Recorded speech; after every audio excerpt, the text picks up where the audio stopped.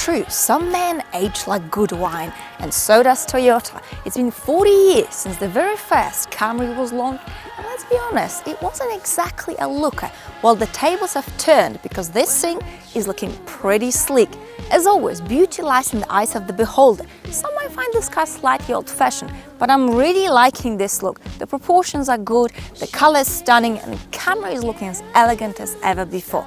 But we're gonna hop in and investigate how elegant it feels to drive it. I was from morning dove, and you were the whole. This car is really lovely and comfortable to drive. The suspension is very soft, very relaxing. It feels very American. Now, it might not be everybody's cup of tea, but it certainly does absorb all of the bumps and imperfections on the road. The steering is nice and light, but precise enough. The gearbox is quick. It is very smooth, also at low speeds. Now, what else is very smooth is the transition from the EV mode to petrol. You essentially do not know when this is happening. In a steady stream, but you gotta keep on going. I've got a 2.5-litre petrol engine combined with electric motor, and the total gives us 218 horsepower. This affair works really well, especially in the city, because the car is very, very quiet. That is until you put your foot down. Because the eCVT gearbox tries to keep the revs at a constant rate. When you put your foot down, you create this humming, droning sound. But let's be honest, this isn't exactly pedal to the metal kind of a car, so just take it easy. And onto the cabin. It is actually really lovely in here. Plenty of space, soft, lush, and very comfortable seats with a massive adjustment range. I mean, I am 1.7 meters, which is 5.6, and look, if you're a giant, worry not, you can fit in easily. But in case you're a little midget, Camry has got it sorted for you. Let's see if I can fit in.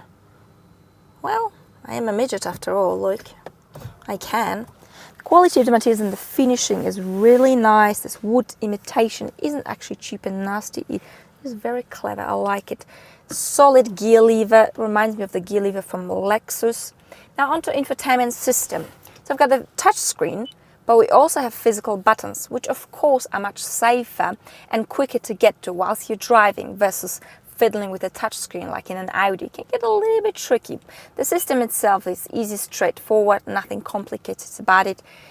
Now we've got a very clever air conditioning system that doesn't just blow air in your face, but it actually releases ions which are surrounded by water molecules, and these help to lock the moisture in your skin, which is of course very important for me. Now overall I get a lot of this Lexus feel in the cabin, and I'm actually quite impressed. But what if you can't come down because you've got this wild tiger within you that you want to badly unleash? Well, you pop this car into sport mode, the throttle response sharpens a little bit, get a little bit more weight added to the steering, but we're talking about minimal differences, but enough to keep it together on a twisty road. But really, come down in this car, don't be an ass like me. Because really, the best you're gonna get out of this car is during relaxed and chilled drive.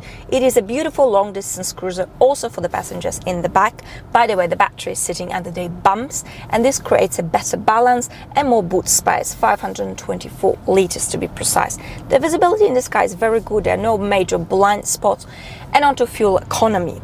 Mixture of city, motorway, a bit of mountain driving, and all I'm using is 5 liters. Now, when we're talking about reducing the number of cylinders and putting a hybrid in, this is exactly the result we should be aiming for. Yes, you dearest Volvo, I'm talking to you. I know you got it. You got a devil in your. Right, let's talk money, honey. The base price of Camry in Switzerland is 39,500 Swiss francs. This is more or less an equivalent to the US dollar. The premium model, which is something I have with me today, is worth 50k. If you ask me, this is a fantastic value for money because you get a whole lot of car for 50k. It is a very well thought out machine. Great alternative to diesel. Beautiful to drive, elegant to look at. I get this Lexus feel here. Actually, Camry and I, we go way back. A number of years ago, I used to work for a lift company. I was happily driving Holden Commodore with a V6 engine. That is until one glorious day, my dearest boss has called me into his office and said, well, my dearest Anna, I'm afraid the days you continue to push to keep your V6 car are coming to an end. I'm getting too much pressure from the HR department and you must go to a dealership and spec your new Camry. I looked at him and I said, well, my dearest boss, aren't your nuggets big enough to push back? But of course, at that moment, I knew it was over. And I said, I'm afraid, my dearest boss, it is time to part our ways. And yes, I did quit. This is how badly I did not want to drive a Camry, and this is what a wanker I was. Well, wankers do not change, but Camrys certainly do, because we have come a very, very long way. And this is a beautiful car for somebody who is chilled, somebody who's relaxed. And quite frankly, I am very much impressed. And that's it, enough about the Camry for today. Thank you very much for watching. Bye!